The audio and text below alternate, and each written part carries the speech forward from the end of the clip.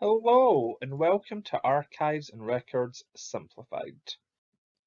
So a quick word about these videos. These videos are aimed at people looking for basic knowledge about archives and records, and this could honestly apply to anyone.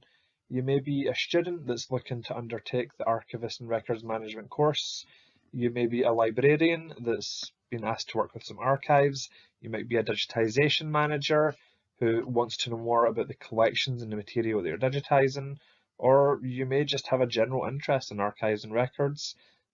This is a topic which I think will intersect with many industries, and the idea of these videos is to be as open and as usable for as many people as possible.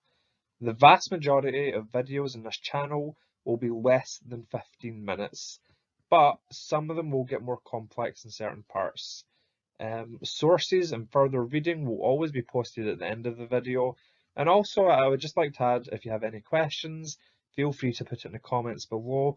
Or if you have any requests, if there's any topics you would like me to make another short video about, please also feel more than free to mention them. I'd be delighted to learn. A quick word about me. I'm an archivist based in London. You can look at my LinkedIn profile here. And lastly, I apologise for my thick accent. I realise if you're not Scottish, you might be struggling a little bit to understand me. Therefore, there'll be a full transcript posted in the description at the end of each video. Okay, I hope you enjoyed the channel and you find this of use. Also, if you find these videos useful, I would be really grateful if you could like and subscribe and possibly hit the bell button as well. Thanks. Okay, so this video is about the routes you can take into the archives profession. Okay, so I'm going to start by describing 5 roles and what you would commonly need to obtain these positions. The first 3 roles are a little bit more entry level in that they don't often require a postgraduate qualification, and the second 2 are a little bit more advanced and maybe the sort of roles you would look at if you've just gained a master's or qualification. So reading room customer service work. These sort of roles can often be found in large institutions and universities. These positions often only require an undergraduate degree at most, and that's normal if you're applying for a university position, but not always, as roles in other institutions such as a public library often don't necessarily require this kind of qualification, albeit if it is a competitive field, then it might give you an edge. Often these roles involve performing basic customer service tasks and basic logistical operations. I personally had a similar role to this. I worked in a public library for 2 years, performing basic shelving and checking out tasks. These roles are often a bit broader than just archive related, and you don't necessarily need voluntary experience before obtaining them, but you probably have to demonstrate some enthusiasm for culture or heritage or information relevant to the position. Graduate trainee. So these positions aren't exactly common. They're often open to graduates generally, and often the way they work is that a host institution will provide you with work experience and offer you to pay for formal training such as a diploma or other qualification. Oxford University, the Bodleian Library run such a scheme, so in order to obtain a role such as this, you would likely need to have at least a degree and probably at least some voluntary experience working in an archive or related role. You would definitely have to demonstrate some sort of knowledge or some sort of passion for archives and history. I'm going to talk about this again slightly later in the presentation. Next is archives assistant. This role normally requires at least an undergraduate degree and likely some experience volunteering in an archival setting. In this role, you'll often perform many of the more basic and repetitive tasks an archivist may undertake. In some roles, you may even get to do some basic cataloguing. To obtain one of these positions, you would often need some experience in an archival setting, most likely as a volunteer. Okay, so this is where it gets slightly more advanced. Assistant archivist. This position often requires a postgraduate qualification of some kind, and in order to be competitive, you probably would need some voluntary experience, which is recommended before enrolling in a course anyway. In this position, your roles and responsibilities are very similar to that of an archivist, but you'll likely be working under another archivist who'll guide you, and you'll probably generally have less autonomy. And lastly, there's the role of archivist, which similarly often requires a postgraduate qualification and experience. In this role, you have much more autonomy. What you do probably varies by institution. Your work could include cataloguing, promotion, conservation, and any number of logistical tasks depending on the institution. So these 5 broad roles are quite general. There are sort of other positions that intersect them and do come up. So for example, you'll often see advertisements for a cataloger or something like a metadata specialist or maybe even digitization. One thing I would say, and this is especially common in the corporate world, is you'll tend to see sort of related roles maybe put under misleading titles. So it might be something like information preservation specialist. That's not uncommon. Okay, so you'll probably notice that I mentioned voluntary experience several times there, and that can be quite important, often at least to get onto a course. What I would say is I don't think that's necessarily such a bad thing, because I do tend to think that if you want to be an archivist, it can often involve some sort of a commitment in terms of money and time, and I think volunteering a little bit can give you a feel for if it's right for you. That definitely was the case for me, and I'm always grateful that I did that before I got more involved in the archive sector. The first thing I would recommend is please be careful about what role you take up. There are many good voluntary opportunities, but occasionally you will get some that can be slightly exploitative. And when I was looking for voluntary work, some roles were offering me little valuable experience beyond entering information onto an Excel sheet. I have to say, one organisation that was absolutely fantastic and brilliant was the Ballast Trust, who deal with business archives in Scotland. The experience again there was really valuable, and their staff were excellent. I have other really good voluntary experiences, but that one in particular was really positive. So that's definitely not anything to do with them. The second thing I would say is that ARA offers some excellent roles, especially within their sectional subgroups, such as the section for business records.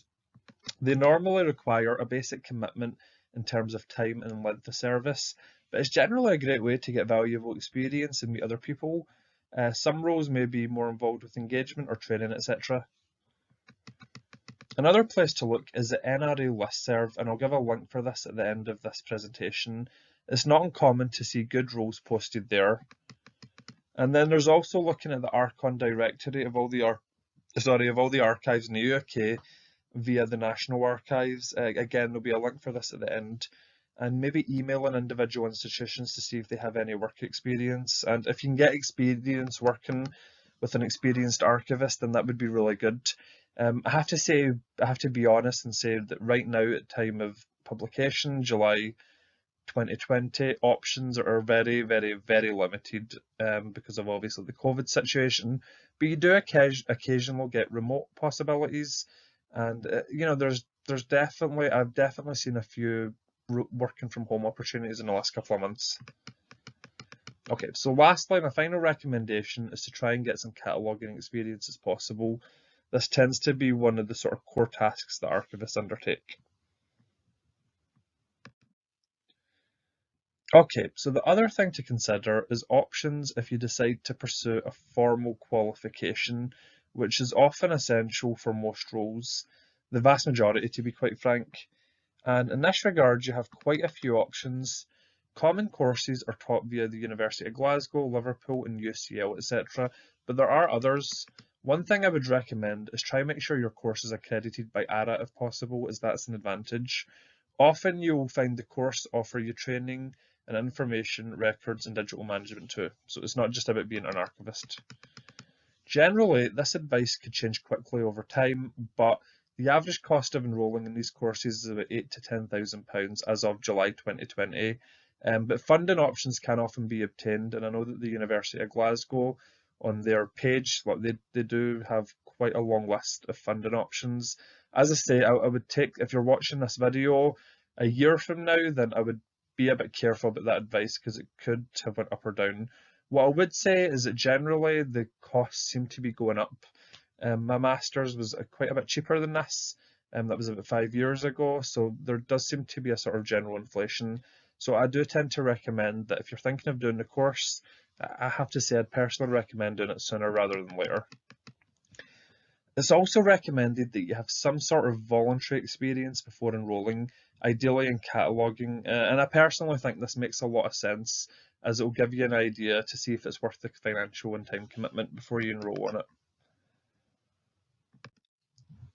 Okay, so most courses will offer part-time options, and this may be a way to better afford a course or manage the workload. You can often do the course over a 1 or 2 year period, and in some occasions 3. I actually know someone who studied part-time for 3 years at Glasgow. There are also distance options available, particularly in Dundee in Scotland and Aberystwyth in Wales, where most of the content is online, and you can often do these courses part-time as well. Another option is the graduate trainee scheme, which I mentioned earlier. Often how it works is an institution pays for you to undertake a qualification whilst also hiring you into a position. The catch is that the salary tends to be a bit lower than you may earn in an archives assistant position.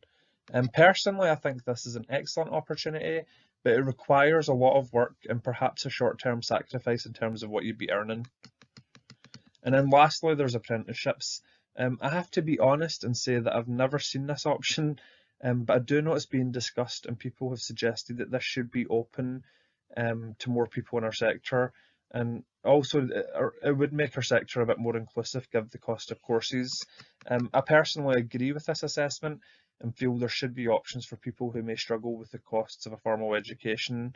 There maybe should be an opportunity to build up a portfolio of experience via entry-level experience and working from there. As I say, I've yet to see a sort of apprenticeship option yet, although I think I've seen one in the sort of librarian sector. I've yet to see one in the archive sector, but as I say, it's something that does seem to be getting discussed a lot, and I personally would like to see it emerge in the coming years if possible. So lastly, a few myths and misconceptions I wish to dispel. Believe me when I say that there are several others, but these seem to be quite common. First of all, you need to be a history graduate. Okay, so I actually am a history graduate, but this actually isn't essential. Actually, I would say there's a need for archive professionals from an IT or legal background. But to be honest with you, all backgrounds are welcome, really, and it may actually give you a competitive edge. Another area I would say is if you have a background maybe in critical race theory or gender studies, then that seems to be an area where the archive profession is generally lacking in knowledge. And if you do have a background in one of those areas, then again, that might actually give you a competitive edge. Archive work is limited to heritage roles. Again, this is not true. You often find options in the corporate world, and there's also some overlap between archives work and records management. Thirdly, I've met some people who are a bit nervous about embarking on an archives career, maybe because they initially trained as a teacher or a lawyer. Again, this is quite far from the truth. If anything, it makes you end up working within a related set of records or archives that require specialist knowledge. And lastly, and I say this with a little bit of caution, you don't always necessarily need the full MSc or Masters. Now, again, full disclosure, I do have the full MSc and Masters, but many roles will often simply accept a diploma, for example, and that's obviously a lot cheaper and involves a lot less time studying. You can look at the diploma options often on the same university pages that advertise the full Masters. And experience can certainly make up for the difference between a diploma and a master's. However, I do need to recommend caution as it could be a factor if you're applying for a really competitive position or if you want to pursue a PhD or further study in the area. Okay, so here's some follow-up reading and links to cover. I hope you found it useful. If there's any other recommendations for any other videos, please let me know. I think this one is slightly longer than the other ones, so apologies for that and thanks for listening. And if you find these videos useful, I would be very grateful if you could like and subscribe and possibly hit the bell button as well. I'm hoping to do a lot more of these videos in the coming months and year, and liking, subscribing and hitting the bell button will make it more likely that you'll see updates in your feed.